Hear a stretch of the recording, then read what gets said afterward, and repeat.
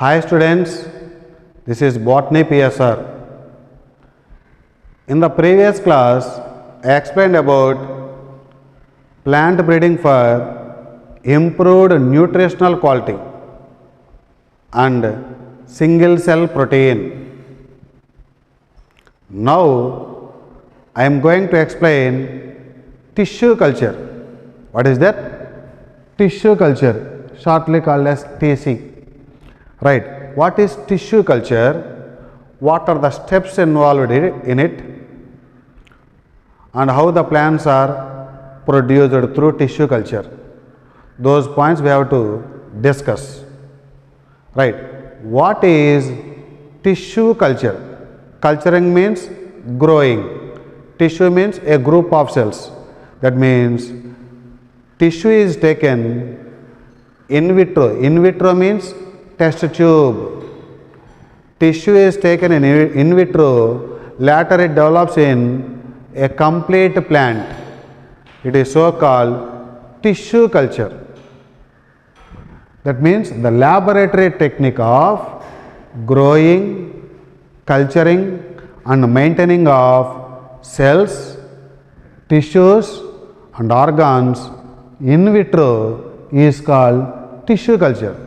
That means we may take the cells, we may take the tissues, we may take the organs in vitro, later it develops into a complete plant. This is so called tissue culture. The laboratory technique of growing, culturing and maintaining of cells, tissues, organs in vitro is called tissue culture. In vitro means test tube. This process will be done in test tube only.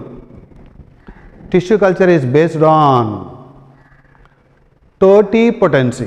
What is it?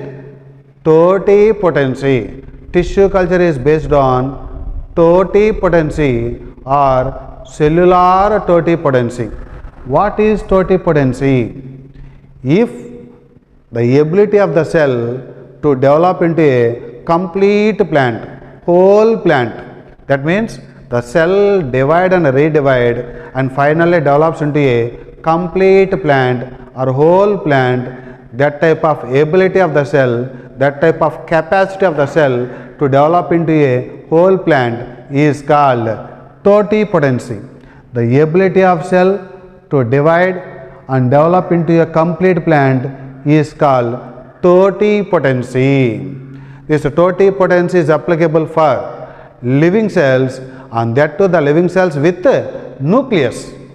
Try to remember, totipotency is applicable for living cells with nucleus. If there is no nucleus means totipotency is not applicable. Totipotency is applicable for living cells with nucleus. If there is no nucleus means totipotency is not possible. That is tissue culture not possible. So, will the tissue culture is applicable for living cells? Yes. Is tissue culture is applicable for dead cells? No. What is a dead cell? Dead cell means cell without a protoplast. Cell without protoplast. No protoplast means that is no cytoplasm, no nucleus. Dead cell means no nucleus. So that's why totipotency or tissue culture not applicable for dead cells. See, totipotency or tissue culture is applicable for living cells with a nucleus. Those cells should be living. Living cells means cell with protoplast. Protoplast means protoplasm and cell membrane. Protoplasm means cytoplasm and nucleus. Totipotency is applicable for living cells? Yes, true. Totipotency is applicable for living cells with nucleus? True. Living cells without nucleus? False. Totipotency is not applicable for living cells without cells. So, totipotency is applicable for living cells without nucleus means the statement is wrong, false. Totipotency is not applicable for dead cells. Dead cells means without protoplast. Without protoplast means without cytoplasm and nucleus. What are those examples of dead cells? Sclerenchyma, that is, there are also two types, fibers and scleroids. Xylem. Xylem is a dead tissue. Xylem means tracheids, vessels, xylem fibers. Phloem fibers. In phloem, one dead component is there, that is phloem fibers. Cork tissue. Cork tissue is also called phellem. These are all the dead cells. That's why if we take these tissues, if any one of these tissues and we have taken in test tube, if new plantlets are obtained, no. Why? Because these are all dead cells. So totipotency is not applicable for dead cells. If we take these any one of these tissues, we cannot get the new plants. Why? Because these cells are nothing but dead cells. So if we want new complete plants means we want to take living cells. That living cells with nucleus, that point you have to remember. Right. Is there any complete plantlet obtained by the scientist means? Yes. One scientist has taken secondary phloem of carrot. What type of tissue? Secondary phloem. Phloem means it is a living tissue. Which plant? Carrot. What tissue? Not primary phloem. It is secondary phloem of carrot. Is taken in vitro. Later it develops into a complete carrot plant. Complete carrot plant. By a process called totipotency. That means secondary phloem divide and redivide and finally develops into complete carrot plant. This was done by a scientist called Steward. Who is that scientist? Steward has done secondary phloem of carrot. Later it develops into a complete carrot plant. Depending upon a process called totipotency. What is totipotency? The ability of the cell to divide and develop into a complete plant is called totipotency. So, that is, tissue culture was purely based on this totipotency. Toti means to divide. Right. What are the different steps in tissue culture? See, these are the steps in tissue culture. Preparation of nutrient medium, sterilization of nutrient medium, preparation of explant. Fourth one, inoculation. Fifth one, incubation. Last one, acclimatization and transfer to pots. These are the steps involved in tissue culture. We have to say in the sequential order only. Again, I am repeating, my dear students, try to concentrate. First step, preparation of nutrient medium. Second step, sterilization of nutrient medium. Third one, preparation of explant. Fourth one, inoculation. Fifth one, incubation. Last one, acclimatization and transfer to pots. These are the steps in tissue culture. We have to say in the sequential order. Okay, are you understanding? Now I am going to explain this tissue culture in terms of flow chart. This is the flow chart of tissue culture. Flow chart of tissue culture. First of all, we have to prepare the nutrient medium. How we prepare the nutrient medium? Nutrient medium is also called culture medium.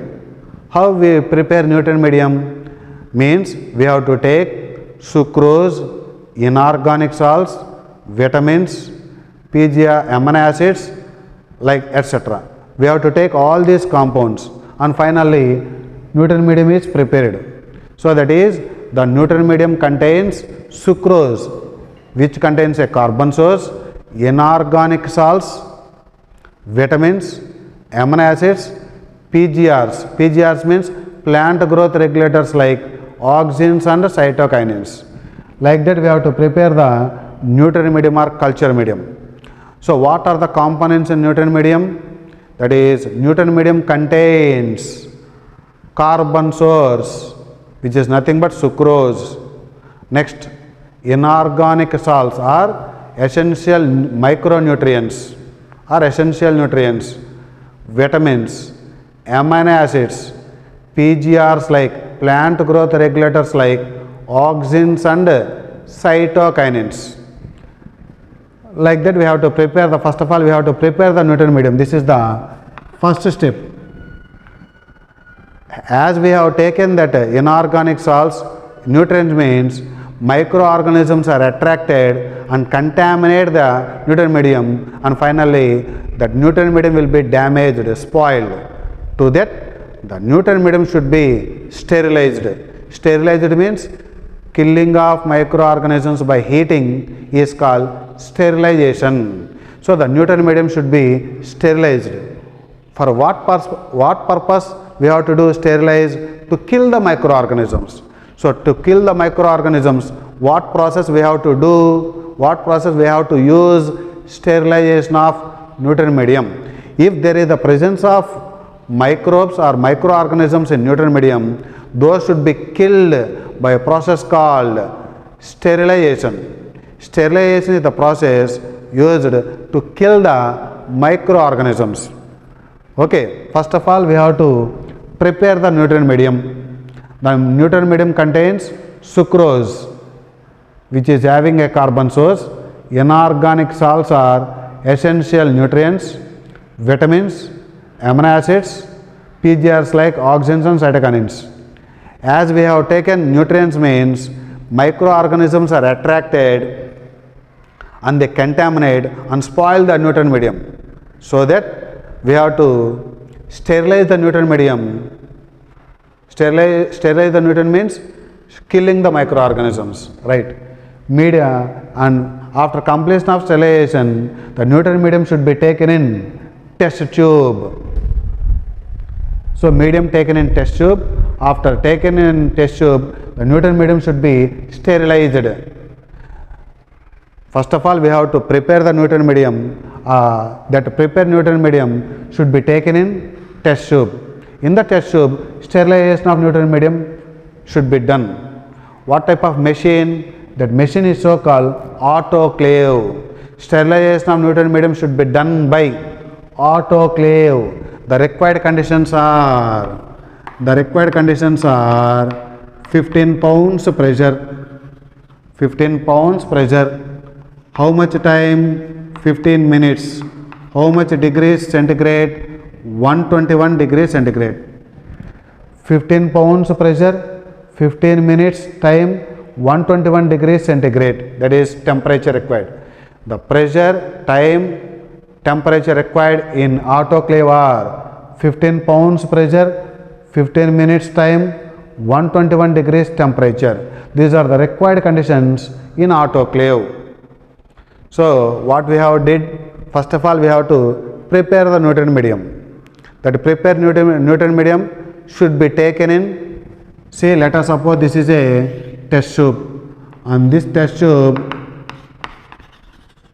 that nutrient medium is taken. Nutrient medium is taken, and we have to do autoclave. Sterilization of nutrient medium should be done in autoclave. In autoclave, the required conditions are, this is very, very important, my dear students. The required conditions in autoclave are, how much pressure? 15 pounds pressure. How much time? 15 minutes. Temperature required is 121 degrees centigrade. This is very, very important, right? Then the nutrient medium is sterilized. That means without microorganisms. And this is the second step completed.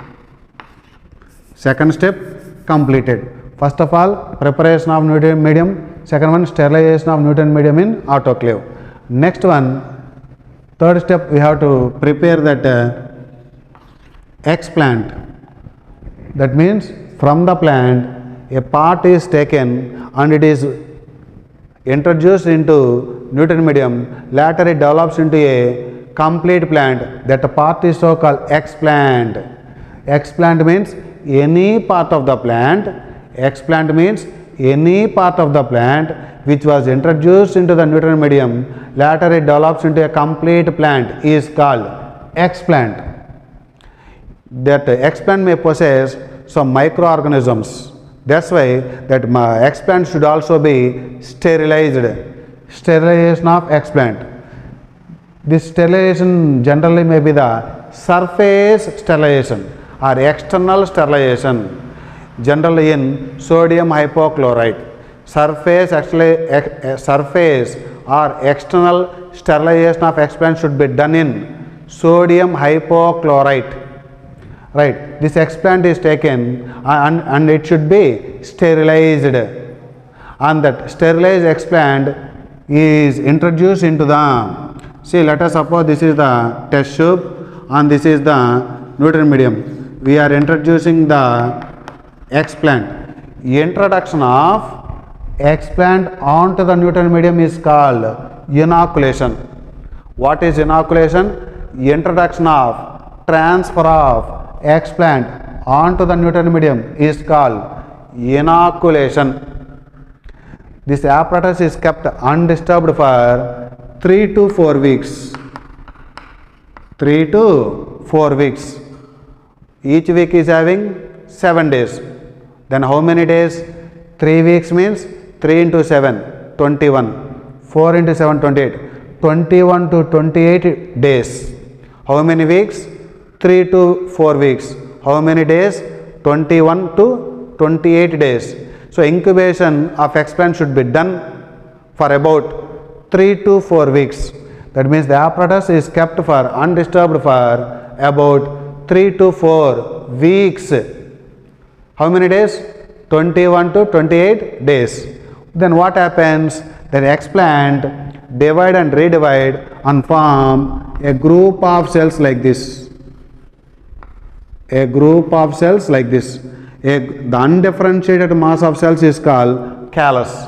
This callus is formed from explant by repeated many mitotic divisions. By repeated many mitotic divisions. So what is an explant? Any part of the plant which is introduced into the nutrient medium, later it develops into a complete plant. That is so called explant. So from the explant what structure is obtained? Here callus is formed. What does it mean, callus? A group of cells are there. Is there undifferentiated and differentiated? Undifferentiated, not differentiated. The mass of undifferentiated cells is called callus. So callus is formed. Callus is formed. Right. This callus is transferred into another medium containing different combinations of auxins and cytokinins. So what type of plant growth regulators are used in tissue culture? This is very, very important, my dear students. The plant growth regulators used in tissue culture are auxins and cytokinins. Don't say auxins and gibberellins. You have to say auxins and cytokinins. Callus is transferred to another medium which is having different combinations of auxins and cytokinins. Then what happens? From that callus, organogenesis may occur. Organogenesis. Genesis means formation. Organo means organs. Formation of organs. What are those different types of organs? Root and shoot formation. So that is formation of root and shoot from callus is called organogenesis. Formation of root and shoot from callus is called organogenesis. Genesis means formation. Organs means root and shoot. Formation of root and shoot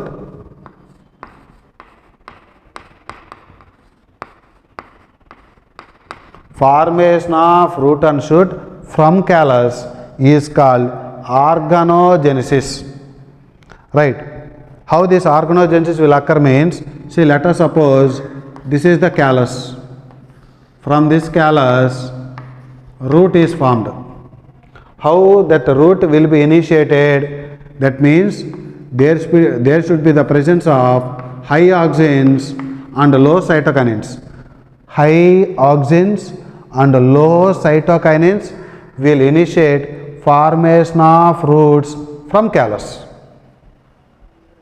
If shoot will be formed means, how they will do means, callus will develop into shoot means, so that is less auxins and high cytokinins.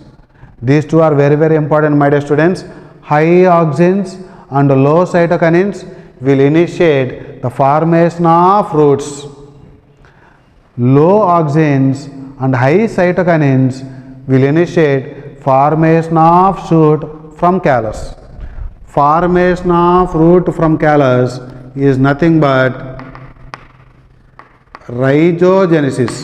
Genesis means formation. Rhizo means root. Formation of root from callus is called rhizogenesis. Formation of shoot from callus is so called caulogenesis. Genesis means formation. Caulo means shoot.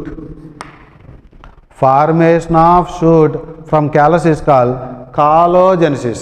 That means formation of root and shoot is called organogenesis. This organogenesis is of two types, rhizogenesis and caulogenesis.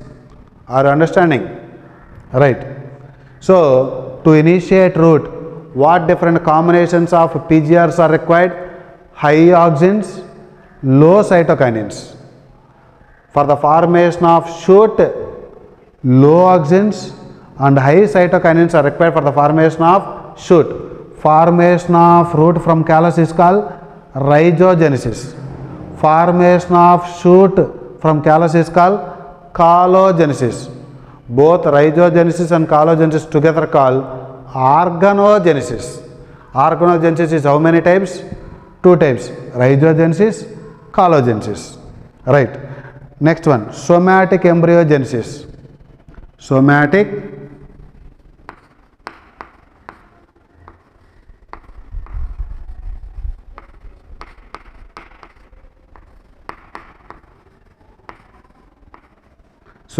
embryogenesis. That is, embryogenesis means formation of embryos. Here somatic, no, somatic tissue. This callus is nothing but somatic tissue. Callus is nothing but somatic tissue. So formation of embryos from somatic tissue like callus is called somatic embryogenesis. Somatic embryos are also called somatic embryoids or simply embryoids.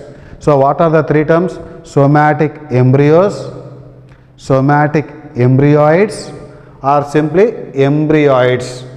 These are formed from explant. These are formed from explant. Explant is nothing but somatic tissue. Don't say simply embryos. Embryos means developed from zygote. Here not embryos. Here these are somatic embryos. That word you have to remember. So somatic embryos are formed from callus. Somatic embryos are formed from callus is called somatic embryogenesis. Formation of somatic embryos or embryoids from somatic tissue like callus is called somatic embryogenesis. Right. This is about somatic embryogenesis. So this callus formation, after the callus formation, this callus may develop into organogenesis or sometimes this callus may develop into somatic embryogenesis. Right.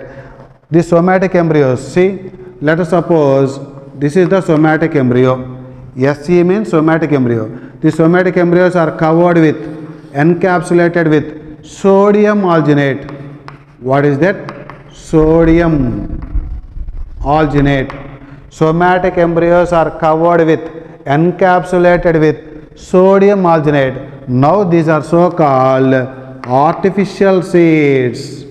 Artificial seeds, also called synthetic seeds. So what are artificial or synthetic seeds? The somatic embryos are encapsulated with sodium alginate. These are so called artificial or synthetic seeds. See, somatic embryogenesis is completed, then artificial seeds are obtained. How the artificial seeds are obtained? Means somatic embryos are placed in sodium alginate. Then somatic embryos are covered with, encapsulated with sodium alginate. Those are so called artificial seeds. What are artificial seeds or synthetic seeds? Somatic embryos are encapsulated with sodium alginate are called artificial or synthetic seeds. If those seeds are sown, plantlets are obtained. Another process, somatic embryos are transferred to another medium. Later, plantlets are obtained. Okay, so first step means preparation of nutrient medium.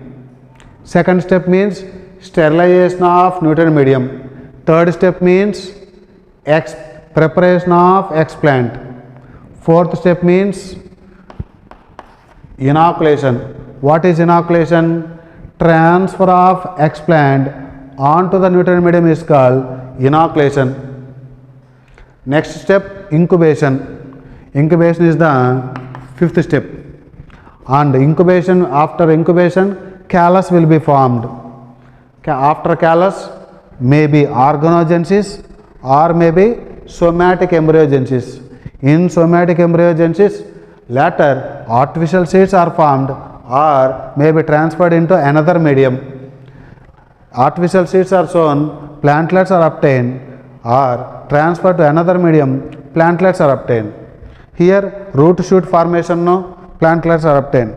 So sometimes, see, from the explant, plantlets are directly formed. Plantlets are directly formed without callus, without organogenesis, without somatic embryogenesis. Here the plantlets are formed from explant. Means no callus, no organogenesis, no somatic embryogenesis. These plantlets are directly formed from explant without callus formation, without organogenesis, without somatic embryogenesis. Sometimes from the explant this may also occur. That means from the explant organogenesis may occur without callus. So organogenesis may occur from explant directly without callus. Sometimes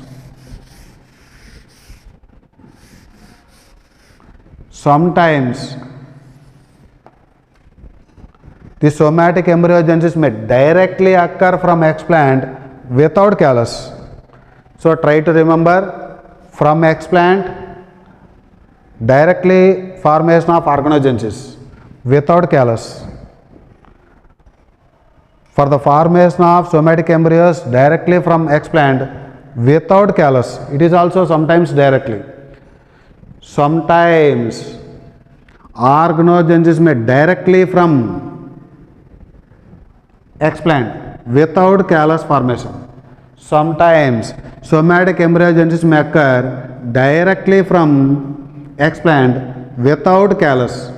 Sometimes plantlets are directly formed from explant without callus, without organogenesis, without somatic embryogenesis. Like that, finally, plantlets are obtained. Whenever the plantlets are obtained, these plantlets transfer to glass house, finally transfer to field. Glass house means these plantlets are kept in pots in glass house. The plants which are adjusted to climate conditions, then only they are transferred to field. So transfer to glass house, finally transfer to field. These points you have to remember. First, these steps we have to write 1, 2. This is the third step. Don't come in this way. We have to come first step, second step, third step, fourth step. Like that we have to say in the correct order.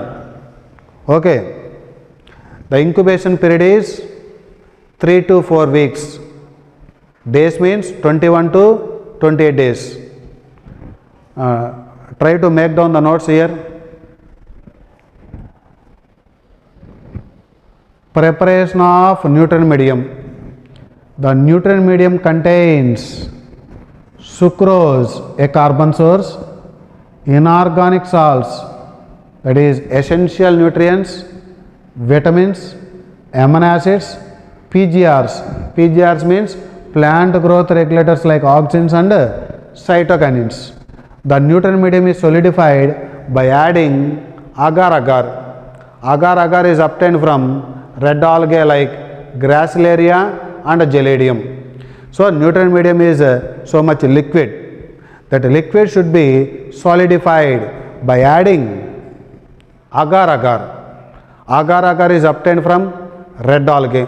What are the examples of red algae? Gracilaria and Geladium. Next, the nutrient medium is taken in test tube. So we have to prepare the nutrient medium with these components. As that medium is liquid, we have to make solid. So for that solidification, we have to add agar-agar, and then the nutrient medium is taken in test tube. Next, sterilization of nutrient medium. The nutrient medium is rich in nutrients. So microorganisms are attracted and they contaminate and spoil the nutrient medium. Therefore, the nutrient medium is sterilized. The nutrient medium should be sterilized to kill the microorganisms. Sterilization is carried out by which machine? Autoclave. This is very, very important, my dear students.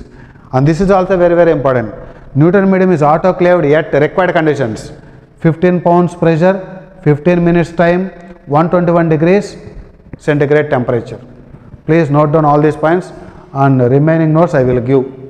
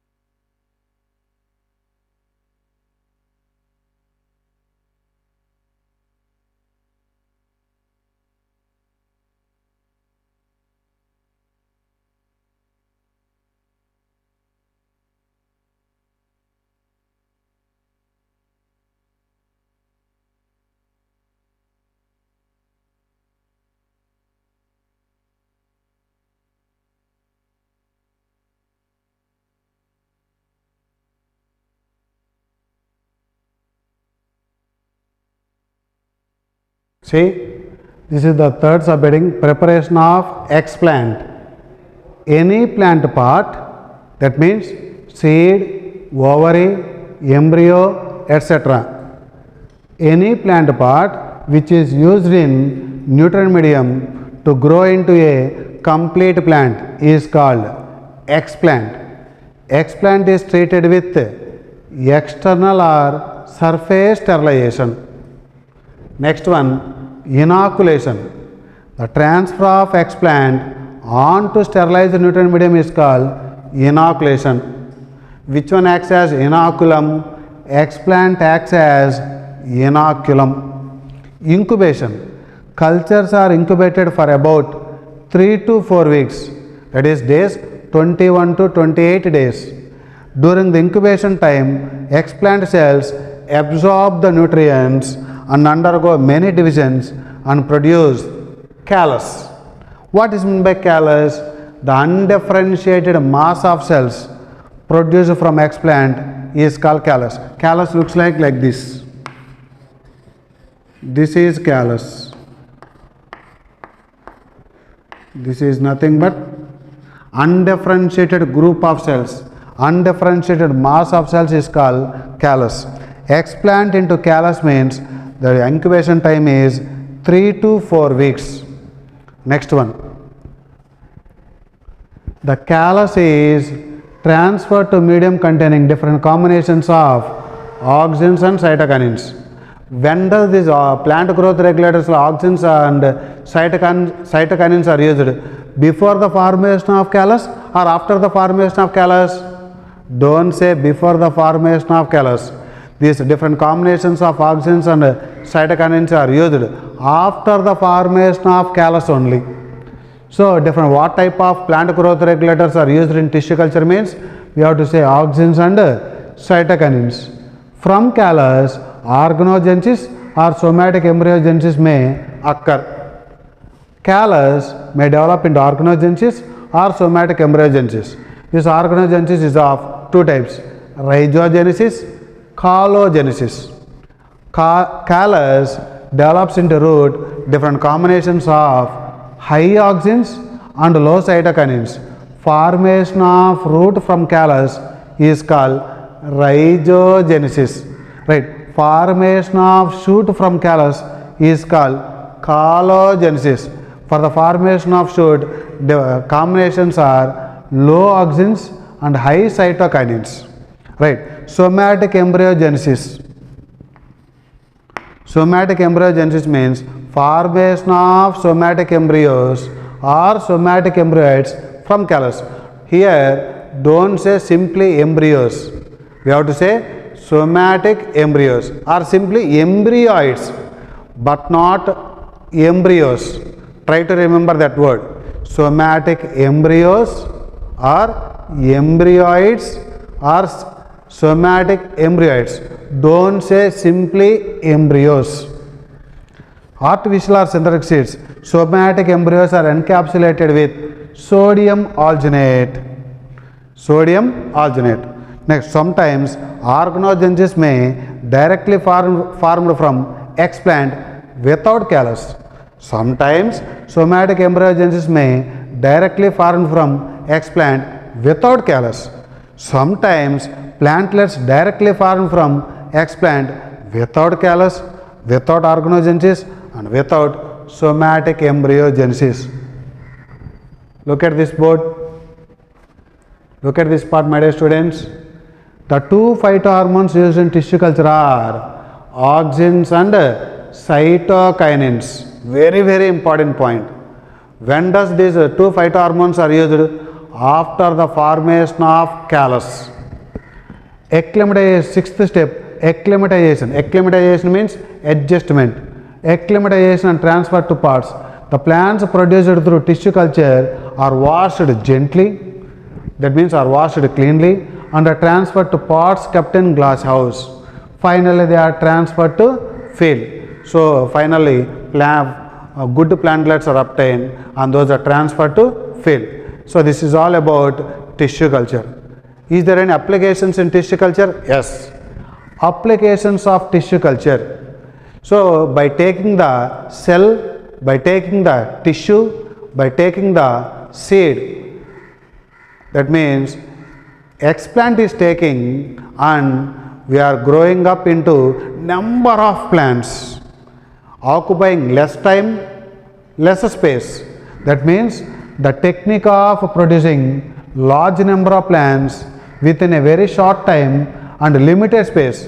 Time is less, space is less, but large number of plants are produced. This is so called micro propagation. Very, very important. Here micro propagation. Micro means lesser time, limited space. Don't say macro propagation. This is micro propagation means production of large number of plants occupying limited space within a short time is called micro propagation. Don't say macro propagation. This is micro propagation. Micro means small. Here small means lesser time, lesser space, but production of plants are large number. Next, plants produced through tissue culture are called soma clones. So many number of plants are obtained, you know. So all the plants produced through tissue culture are called soma clones. Clone means genetically identical. Soma clones are genetically identical. Plants obtained through tissue culture are genetically identical are called soma clones. What do you call? Soma clones, which are genetically identical or not identical. You have to say identical. Next one, economically important plants are produced. Example, apple, banana, bamboo, tomato, teak, eucalyptus. To remember easily, I want to say a code A B square T square E. A B square T square E. A means apple, B square means banana, bamboo, T square tomato, teak, E means eucalyptus. In our NCERT textbook, only 3 examples are there: apple, banana, tomato. Next, virus-free plants. This is very, very important, my dear students. Virus-free plants are produced through tissue culture. Though the plant is a diseased plant, we can produce the virus-free plants by taking the shoot tip culture. What is it? Shoot tip culture. That is, shoot tip means apical meristem is there. So virus-free plants are produced through tissue culture. Examples means banana, potato, sugarcane. Code is BPS. Plant part used for making virus-free plants are meristem. Where do you find the meristematic tissue? Apical meristem and axillary meristem. Apical means root apex and shoot apex. That is root apical meristem and shoot apical meristem, and also axillary. So virus-free plants are obtained through meristems. How many types of meristems are there? Again 2. Apical meristem and axillary meristem. In the axilla of leaf, axillary bud is present. So axillary bud meristem is nothing but axillary meristem.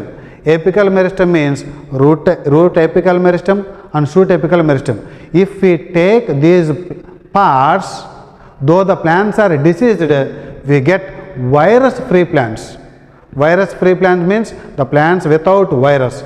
So virus-free plants are obtained through tissue culture by taking the plant parts. We have to say meristem. What are those 2 types of meristems? One is called apical meristem, second one is called axillary meristem.